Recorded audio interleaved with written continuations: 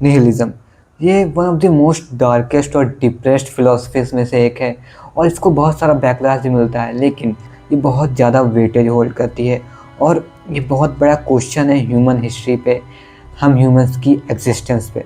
तो निहिलिज्म होता क्या है? निहिलिज्म, निहिल एक लैटिन वर्ड से आया है जिसका मतलब होता है नथिंग, और इज्म मतलब होता है आइडियोलॉजी, पूरा मतलब होता है द आइडियोलॉजी ऑफ नथिंग।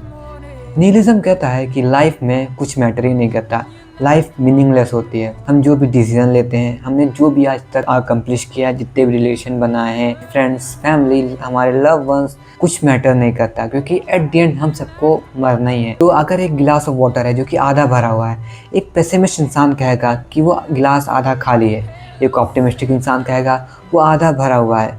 लेकिन निहिलिज्म कहता है कि कुछ मैटर ही नहीं करता, चाहे वो गिलास आधा भरा हुआ हो, चाहे वो आधा खाली हो, चाहे वो टूट के बिखर जाए, चाहे उसमें कुछ ना हो, पानी की जगह उसमें कुछ और हो, कुछ मैटर नहीं करता। आखिरी में लाइफ की कोई मीनिंग नहीं होती। हम चाहे जो डिसीज़न लें, जो रिलेशन बनाएं, वो इवेंचुअली ख़त्म ही हो जाने हैं। ह्यूमन्स की हिस्ट्री बहुत बड़ी है, बहुत ग्रेट है।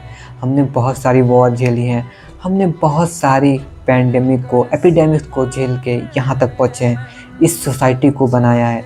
लेकिन अगर हम निहिलिज्म की देखें तो ये सब मैटर ही नहीं करता। जितनी भी अचीवमेंट्स हैं, जितनी भी चीज़ें हम सब ने अचीव की है, स्पेस में जाना हो, इतनी सारी चीज़ें रिसर्च करनी हो, इतनी सारी चीज़ें खोजना हो, वो कुछ मैटर नहीं करती।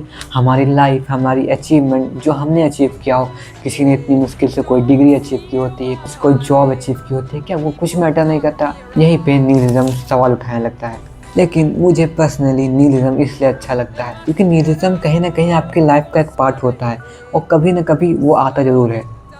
कभी आपका ब्रेकअप हो गया या फिर आप ऐसी चीज़ को पकड़ के बैठे हो और उसको लेट गो नहीं कर पा रहे हो, तब निहिलिज्म आपकी मदद करता है। निहिलिज्म को इसलिए डिप्रेस थ्योरी कहा जाता है क्योंकि अगर कोई इंसान निहिलिज्म पे बिलीव करने लगता है तो फिर उसकी लाइफ में कोई मीनिंग नहीं होती और इंसान बिना पर्पस के बहुत ज़्यादा ही डिप्रेस हो जाता है, क्योंकि इंसान जीने के लिए पर्पस ढूंढता है। पर्पस हमें जीने के लिए मदद करते हैं, वो हमें ज़िंदा रखते हैं।